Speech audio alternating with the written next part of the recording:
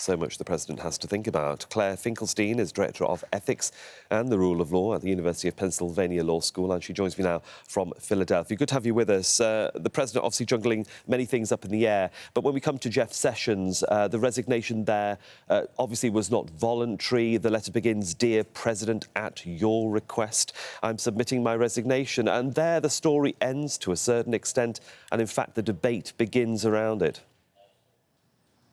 Correct. Unfortunately, this appears to be an opening salvo in an attempt to respond to what the president expects to happen with the new House of Representatives. There is now, of course, there will be, after they're sworn in, a majority of Democrats in the House of Representatives. And that gives the House the power to subpoena the president's tax records, potentially to call him or others as a witness. The House Intelligence Committee had decided to shut down their investigation into the Trump campaign, and now this investigation is very likely to start again.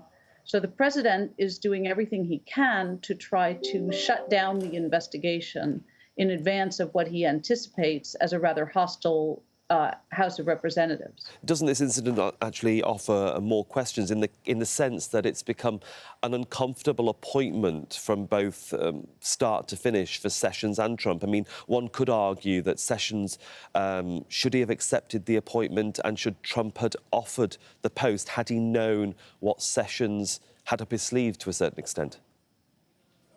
Well, it was rather extraordinary that the president said he would never have hired Jeff Sessions for the position if he had thought that Sessions was going to recuse himself from managing the Mueller probe, because it shows that it is a criterion for President Trump in an attorney general that he be willing to fight to damp down the Mueller investigation or simply be willing to fire Robert Mueller on the president's bidding.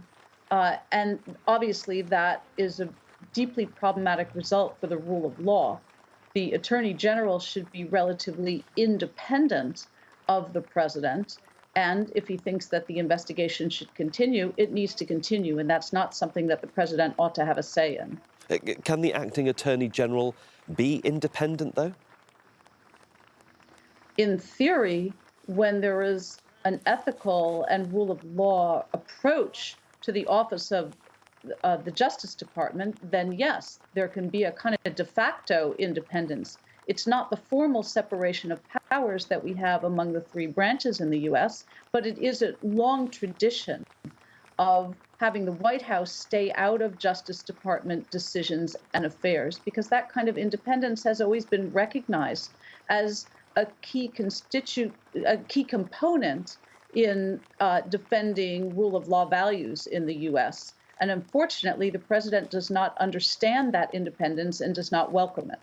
In terms of Matthew Whitaker, who's taken over the position for now, what do we know about him in the way that he perhaps will either support or not support Trump, and how he'll work with Robert Mueller? One of the main things we know about Whitaker is that in 2017, he wrote an op-ed saying that the special counsel's powers should be much more limited, that Mueller is overstepping his bounds, and in particular that any investigation into Trump's personal finances or the personal finances of the Trump family would be beyond the scope of the mandate of the special counsel.